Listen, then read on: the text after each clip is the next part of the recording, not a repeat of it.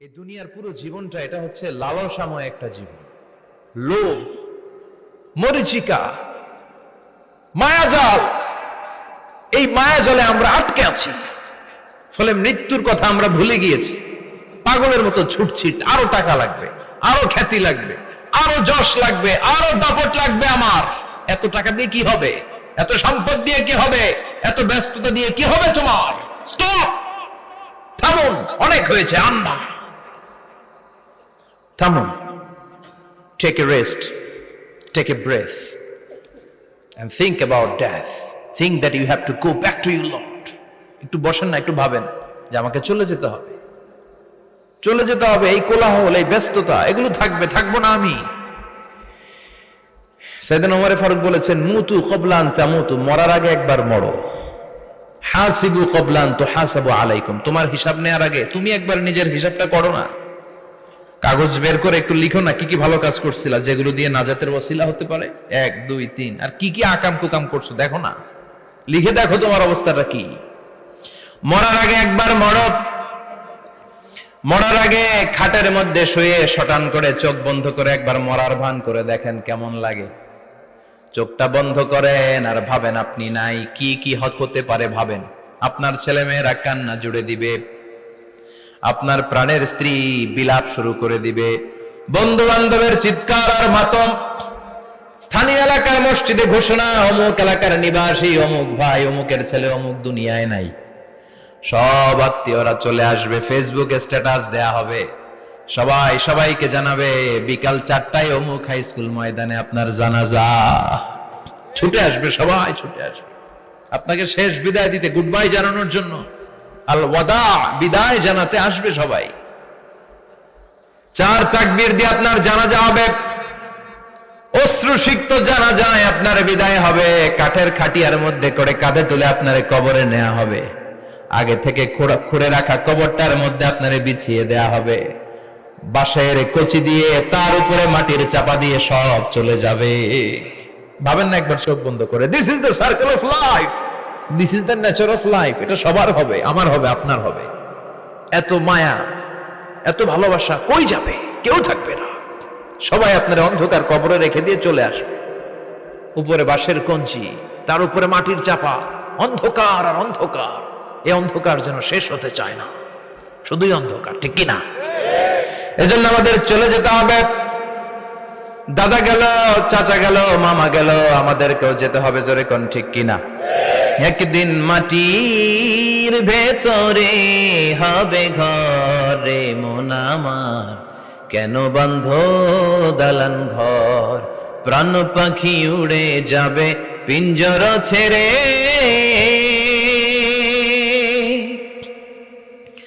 ধরা ধামে সবই রবে, তুমি যাবে চলে। বন্ধু বান্ধব যত, মাতা পিতা যারা সুত, সবই হবে তোমার পরে।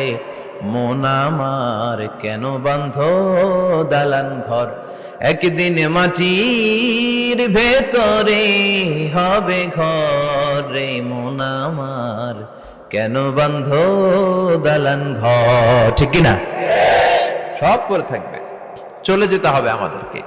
এজন্য আখিরাতের কথা যেন আমাদের স্মরণ হয়। বিশ্বনবী বলতেন, নাহাইতুকুম আন জিয়ারাতিল কুবুর, আমি তোমাদেরকে কবর জিয়ারত করতে আগে নিষেধ করতাম, কিন্তু এখন নিষেধাজ্ঞা প্রত্যাহার করে নিলাম। এখন সব সময় তোমরা কবরের সামনে যাবা আর জিয়ারত করবা। কবরস্থানে জানতো বড়ুয়া কৃষ্ণপুরের এই গ্রামের কবরস্থান আছে কোন দিকে? পূর্ব দিকে আছে, গোখরার জলের ওদিকে। যান আপনারা, একটু যাবেন, একটু গেলে আখিরাতের কথাটা স্মরণ হবে। ওখানে ছোট শিশুরা শুয়ে আছে, কিশোর যুবকরা আছে, আপনার মতো তাগড়া যুবক, মুরব্বীরা আছে। এরা এই এলাকায় থাকতো, এরা আকাশ থেকে নেমে আসে না, এই এলাকার সন্তান, আজ নাই। একটা সার্টেন পিরিয়ড শেষে আপনিও থাকবেন না। This is the nature of life, this is the circle of life. ছোট্ট শিশু হয়ে এসেছিলেন, শৈশব, কৈশোর, যৌবন, প্রৌঢ়ত্ব। আগে ছিলেন সিঙ্গেল, বিয়ে করে হয়ে গেলেন ডবল। এরপরে আল্লাহ আপনাকে একটা মেয়ে দিল, এরপরে মেয়েকে বিয়ে দিয়ে শ্বশুর হলেন, এরপরে ওই মেয়ের ঘরে সন্তান হতে নানা হলেন। আর কতদিন? অনেক দিন হলো তো, অনেক লম্বা সময় পেয়েছেন আপনি। Think about death. এবার যাওয়ার কথা ভাবেন। আখিরাতের সামানের কথা ভাবেন, ফিরে যেতে হবে। কি শক্তিশালী যুবক, বার্ধক্য চলে আসলে লাঠি ছাড়া চলতে পারে না। কুচকুচে কালো দাড়ি সাদা হয়ে যায়, দাড়ির শুভ্রতা, বয়সের ভার, রং ধরা যৌবন জং ধরে শেষ, ঠিক কিনা? This is the circle of life. যুবক ভাইরা, এটাই জীবন, চলে যেতে হবে, কেউ থাকতে পারবে না, ঠিক কিনা? এটা রিমাইন্ডার আল্লাহ এই সূরার ভেতরে দিয়েছেন যে তোমাদেরকে ফিরে যেতে হবে, এই লোভ লালসা ছেড়ে দাও। রব্বুল আলামিন বলেন, আলহাকুমুত তাকাসুর হাত্তা যুরতুমুল মাকাবির। ও গোলাম, দুনিয়ার সম্পদ, লোভ লালসা তোদেরকে পাগল বানিয়ে দিয়েছে। এই লোভ পাগলামি কোনোদিন তোদের থামবে না যতদিন না তোরা কবরে ঢুকবি, ঠিক কিনা? কার কথা? আল্লাহ বললেন, দুনিয়ার সম্পদ আর লোভ আর মোহে তোমরা গাফেল হয়ে গিয়েছো। আখিরাতের কথা বেমালুম তোমরা ভুলে গিয়েছো, কিন্তু আখিরাতে তোমাদের যেতেই হবে, কবরের বাড়িতে তোমাদের ঢুকতেই হবে, ঠিক কিনা? যেতেই হবে, আমরা ভুলে যাই। আলহাকুমুত তাকাসুর, অতিরিক্ত পাওয়ার লোভ, বেশি বেশি খাওয়ার লোভ, বেশি বেশি জমানোর লোভ মানুষকে গাফেল বানিয়ে দিয়েছে। এটা মানুষের স্বভাব, আরো চাই আরো চাই, এই স্বভাবটা আছে না নাই? দেখবেন ছোট বাচ্চারা মসজিদের দোয়া অনুষ্ঠান শেষে জিলাপি দেয় না? বড়ে কৃষ্ণপুর কি দেয়? আগে বাতাসা দিত না, এখন কি দেয়? জিলাপি দেয়, মিষ্টি দেয়। তো মসজিদের 2-3 গেট থেকে যদি দেয়, ছোট বাচ্চারা দেখবেন এদিক দিয়ে কয়েকটা নিয়ে আবার ওই গেটে লাইন ধরে। ওর হাত হলো ছোট হাত, ওর হাত ভর্তি জিলাপি, আর নেওয়ার জায়গা না, এরপর আরেক জায়গায় লাইন ধরছে, আরো লাগবে আরো লাগবে, এই আরো আরো আরো চাই, এই স্বভাবটাই মানুষকে কুড়ে কুড়ে শেষ করে দিয়েছে। এত লাগবে কেন তোমার? চাহিদার কোনো শেষ নাই, unlimited demand of human being. যার আছে বেশি তার চাই বেশি, যার সাইকেল আছে তার হুন্ডা চাই, হুন্ডা আছে তো প্রাইভেট কার চাই, প্রাইভেট কার আছে তো প্লেন চাই, প্লেন আছে তো হেলিকপ্টার চাই, হেলিকপ্টার আছে তো ওইটা চাই, ওইটা আছে তো সেটা চাই, ঠিক কিনা? এলাকার মেম্বার যে হয়েছে চেয়ারম্যান হতে চায়, আছে না নাই? চেয়ারম্যান সাহেব এমপি হতে চায়, আছে না নাই? এমপি সাহেব মন্ত্রী হতে চায়, আছে না নাই? মন্ত্রী সাহেব প্রধানমন্ত্রী হতে চায়, আছে না নাই? কিন্তু এই দেশে সুযোগ নাই, কথা কন। এই দেশে প্রধানমন্ত্রী সিলেক্টেড, 2-3 জনের বাইরে কেউ প্রধানমন্ত্রী হইতে পারবি না, ঠিক কিনা? আমার এই জীবনে তো আমি 2-3 জনই দেখলাম। বেগম খালেদা জিয়া, মাননীয় প্রধানমন্ত্রী শেখ হাসিনার ছোট্টবেলা দেখেছি এরশাদকে, আমরা তখন ছোট। তো মানুষের চাহিদার কোনো শেষ নাই, যার আছে বেশি তার চাই বেশি। এজন্য বিষ্ণু বলেছেন, উনজুরু ইলা মান হুয়া আসফালা মিন, তোমার চেয়ে যে খারাপ আছে ওর দিকে তাকাও।